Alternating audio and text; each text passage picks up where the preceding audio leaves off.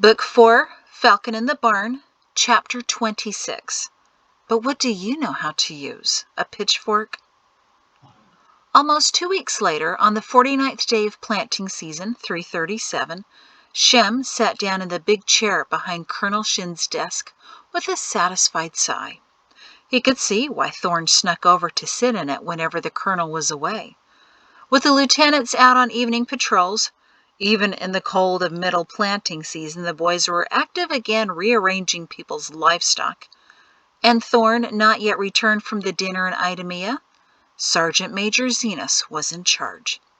He smirked as he looked around the office, appearing larger when lit by lanterns. But the notion of control was all an illusion. The big desk, the power, all of it meant responsibility. The desk was filled with paperwork and forms. It equaled drudgery, and why anyone would want possession of it for long, Shem could not understand. He was glad it was his only temporarily. Except for the contents of one thin drawer. It contained a sealed envelope with his name on it. He slid open the drawer to see if it was still there, and felt his heart drop. It was. The death drawer, as it was irreverently referred to by those who knew of it, held contents for only Shem Zenas. Perrin had showed it to him nearly 2 years ago when they came back from Idemia. He could still hear his friend's insistence. "Promise me, Shem. Promise me you'll do exactly what the letter says." Shem had fingered the sealed envelope anxiously. "It'd be easier to promise if you tell me what it said." Perrin had flashed him the dinner smile. "Doesn't work that way, Shem. It won't be unpleasant, I assure you. I just need your word to make me feel better, and then we'll never speak of this again. In fact, I will let you burn it the day I retire from the army." Shem had smiled reluctantly.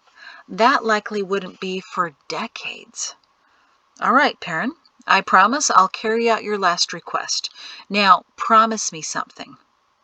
"All right," he'd said slowly. "Don't die." Shem smiled now to remember how Perrin had laughed.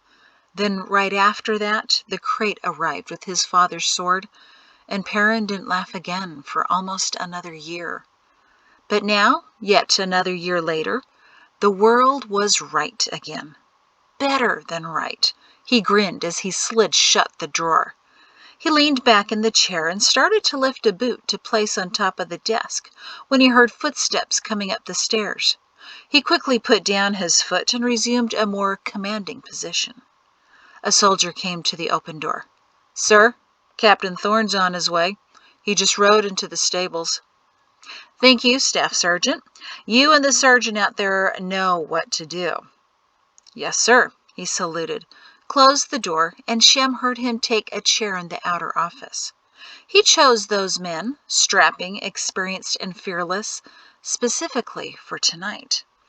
Shem pulled out some paperwork and tried to concentrate on catching up from being away for 3 days, but he couldn't.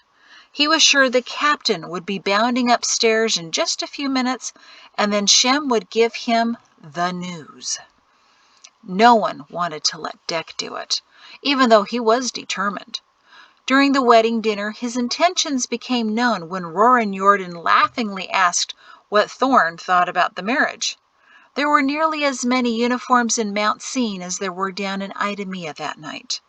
The table set up on the dirt floor in the training arena of the fort may not have been as elegant as the mansion, but the large room was filled with as much noise, food, and probably much more laughter.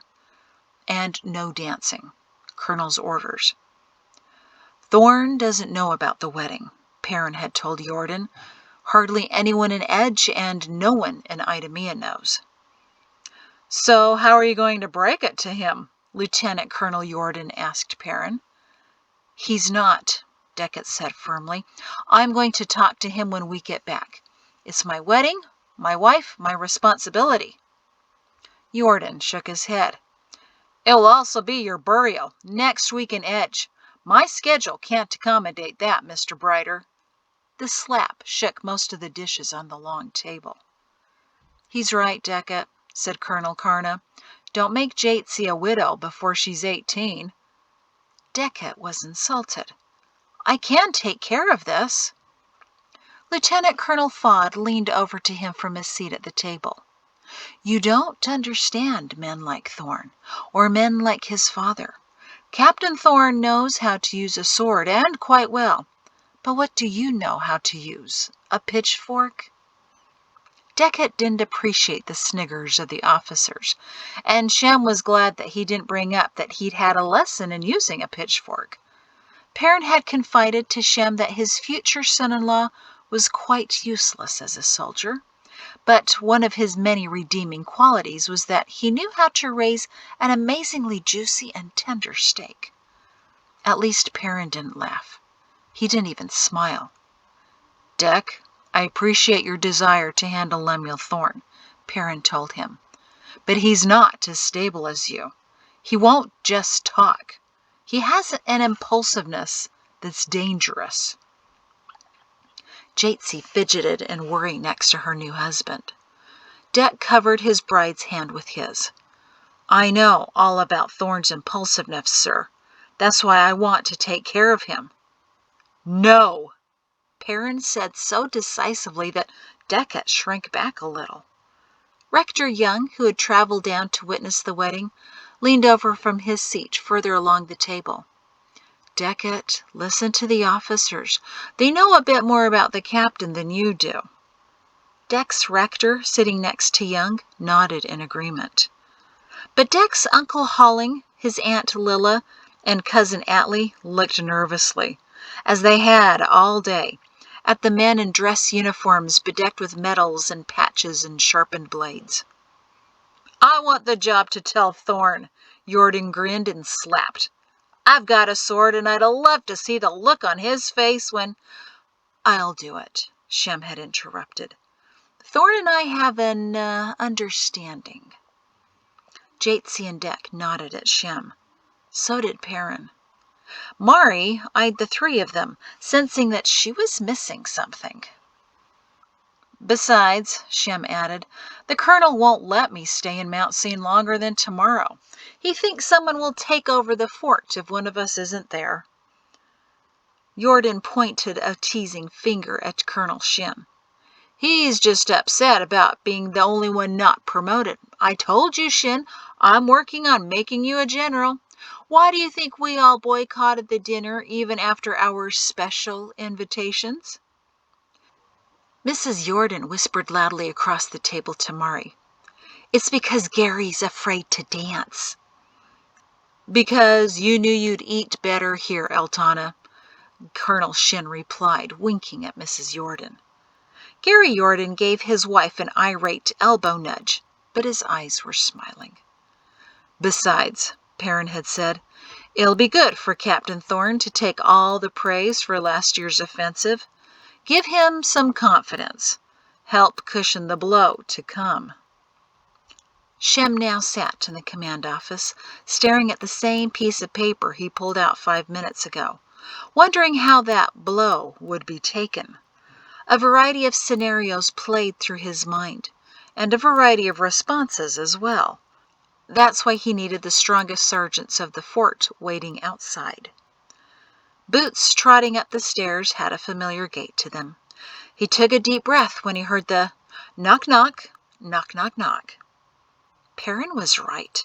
The rhythm was all wrong, as well as the implication that it was him, and the person sitting behind the desk should be thrilled that he was banging in such a clumsy stagger on the door. Come in. He did his best impression of Perrin. Colonel, I'm back, and I saw your light on. The door opened. What are you doing there?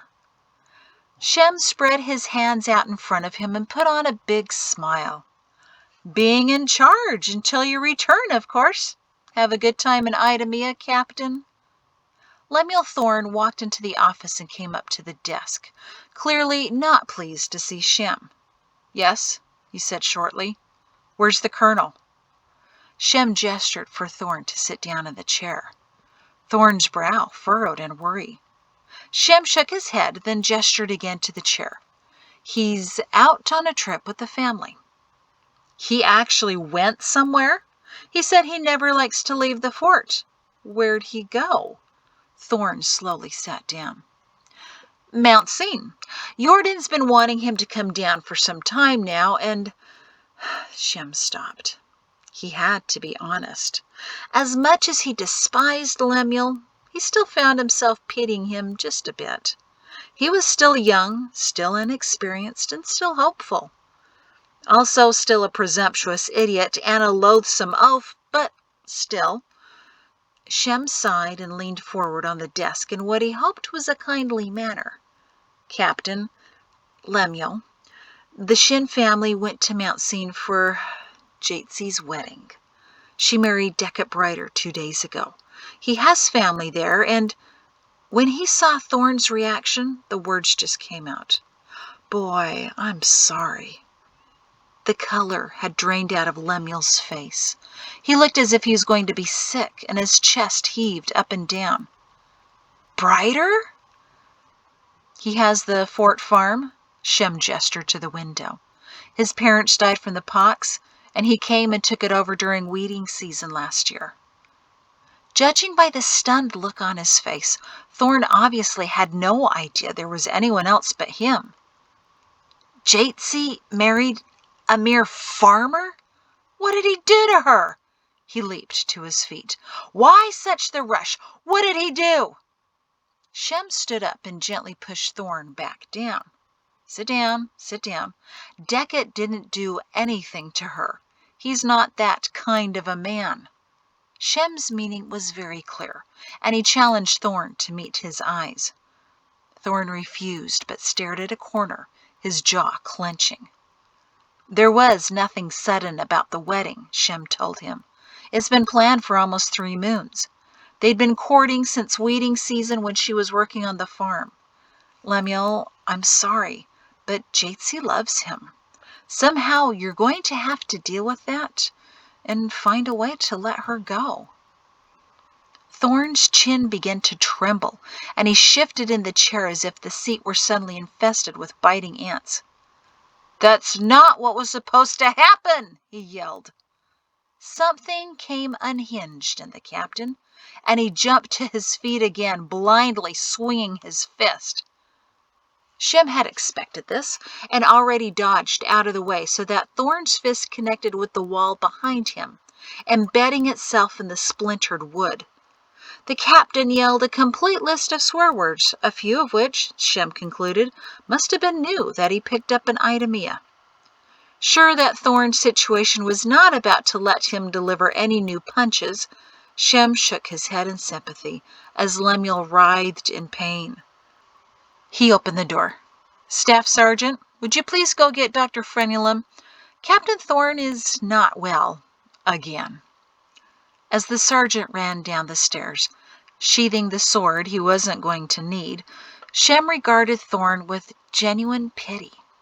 He gently tried to extract the now bleeding fist from the wall that refused to release it, grateful it was the wood that caught it and not his face. Boy, he said to Thorne, who was now panting in pain. First 30 stitches, then the pox, and now, yeah, I'm pretty sure it's broken. A broken hand to accompany your broken heart. I thought when the new year started a few weeks ago that it might be a little easier on you, but I guess it isn't.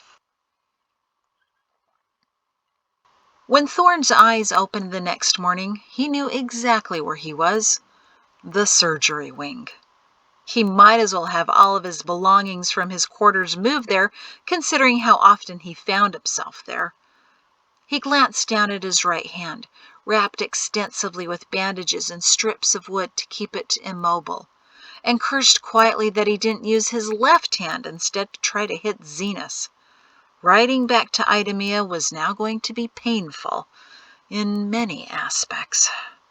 The familiar dizzy buzz of the sedation was wearing off, allowing him to fully appreciate the aching of his hand. The surgeon noticed he had awakened and came over to him. Whenever you feel up to it, Captain Thorne, you may leave, Frenulum told him. No reason to keep you here longer than you wish. Just take it slow for a time. That hand will need to heal for at least 6 weeks. Thorne immediately got up off the cot, ignored the swooning of his head, and staggered past the surgeon. He forced himself upright and strode to his quarters in the next building, pretending that his hand didn't throb as if it were twice as big as it should be. He slammed the door to his room and sat down hard on his bed. On his desk waited 2 files he'd brought from Idemia, one thin, the other thick. He took a few deep breaths to try to clear his foggy mind, then reached over and grasped the files with his left hand. He dropped them on the bed and opened the thinner file. He immediately closed it in disgust and threw it on the cold fireplace to burn later. No need for notes from his mother now on how to court Jatsi Shin. Brighter. No wonder none of them were up to the journey to Idemia for the dinner. It didn't make any sense. He'd done everything right, too. He'd become so close to the colonel, he was practically living under his arm. He'd said all the right words to Jatsi, gave her some time as she requested, then offered her the most unrejectable invitation, which she still rejected. It was baffling. How could she pass up such a specimen of perfected manhood for a mere farmer? She was denying her bloodlines, allowing her impeccable traits to be mingled with the man who worked in the dirt. Why? He pulled over the larger file and read the name on top. Lemuel hadn't seen it before, but now, of course, it was finally making sense. He opened the cover and skimmed the pages that didn't interest him 4 days ago when they were handed to him. They were notes dating from several years. Lemuel felt slightly sick to his stomach, but he didn't know if it was because of the sedation, the throbbing of his hand, or the words on the file. Maybe all 3. Leaning against his pillow, he wondered again why no one had recognized it. Even his grandmother Cush had bravely laughed at Cain just a few days ago when he was on one of his typical rants against Perrin Shin.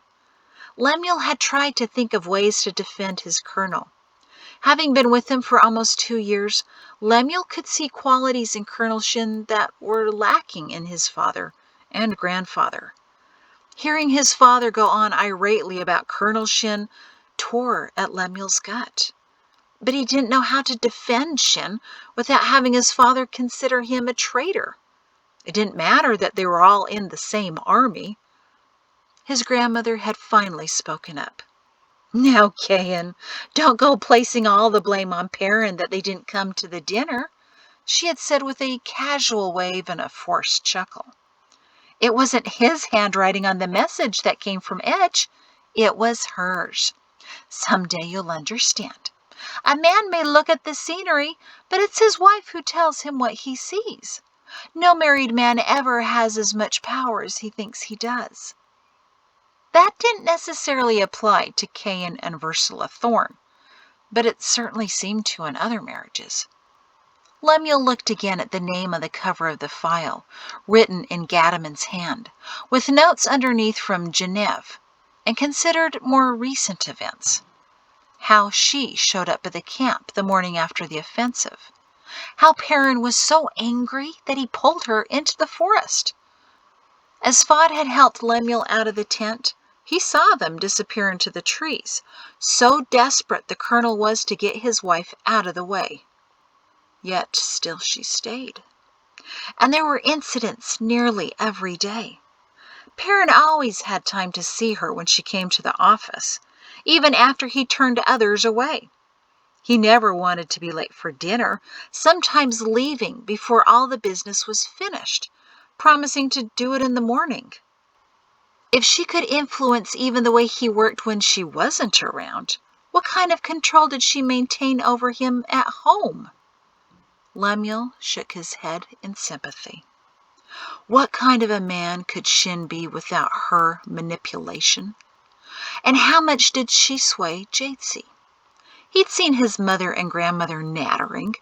They could talk each other out of and into anything. How could Jatsi not have wanted him? Easily. her mother's coercion. Lemuel ran his uninjured hand over the file with a new determination and purpose. In a way, he felt he'd dodged yet another sword plunge by not marrying into that family. What would it have been like with her as his mother-in-law? No, he would free them, especially Parent Shin. That's how he'd repay him, help him see just how blinded and controlled he was all of these years, release him to finally become the man he always should have been. And when Perrin became High General Shin, Lemuel Thorne would, out of gratitude, be appointed as the youngest advising general in Idamia's history. And then someday, High General himself. It would still work. He smiled at the thick file. When Administrator Genev gave him the record several days ago, it was with a specific charge. The Colonel may be the Administrator's eyes and ears, but you are my personal eyes and ears and edge.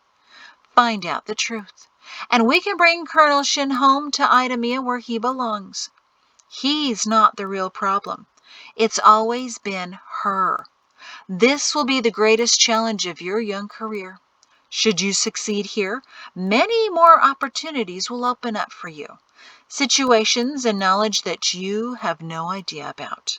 This is your first and most important test. It's up to you to deliver us Mari Pedo Shin. And you will have her, Thorne promised the file. And that's the end of that, actually rather short chapter. Thank you.